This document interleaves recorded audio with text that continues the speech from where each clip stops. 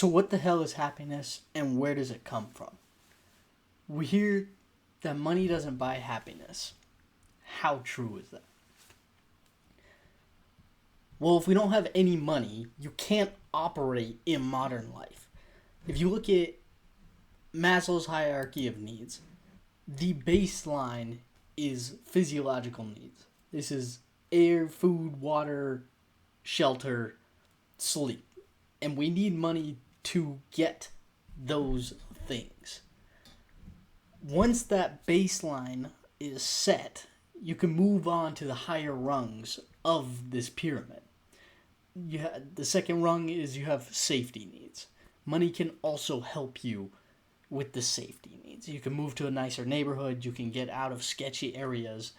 But past that, if you're moving up this pyramid hierarchy of needs, money only helps you so much. You move up higher than that and you get to love and belonging, and then you get to esteem, and then finally you get to self-actualization. Without money, we aren't able to obtain even the first two rungs. So it makes it very difficult to find peace when you don't have enough food on the table. And that's where the money piece comes in. In 2010, they did, an economist, Daniel Kahneman, did a study, famous 75,000 happiness study, and he found that money can increase your happiness up to a point. The 2010 study found that money could only boost happiness up to a point, and the dollar amount they found was about $75,000 in annual earnings. Beyond that, the researchers concluded money had little impact. Now, since then, obviously inflation, and also there has been other follow-on research that somewhat contradicts this.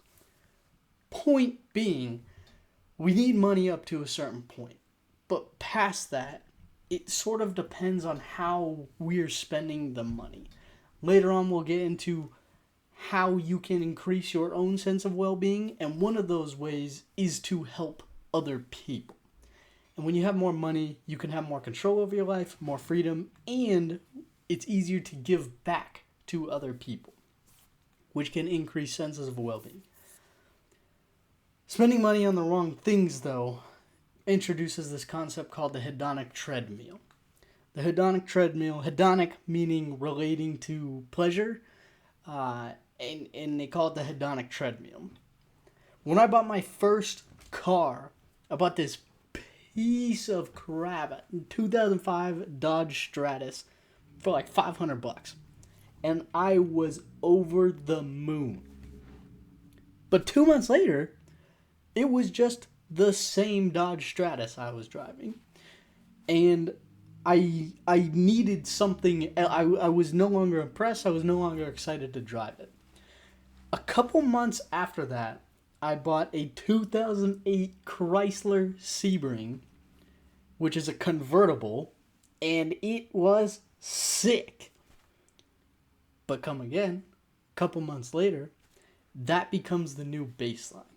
And with this hedonic treadmill, they find that when you're purchasing these, when you're using money to buy these material objects, whether it's clothes, cars, shoes, the happiness, we see a spike in dopamine temporarily, but after a while, it's neutral again. And you need to buy the next thing to respike these levels of dopamine. It doesn't lead to sustaining long-term happiness, which is partly where the phrase money doesn't buy happiness comes in. So, if money does not buy happiness, where the hell does it come from?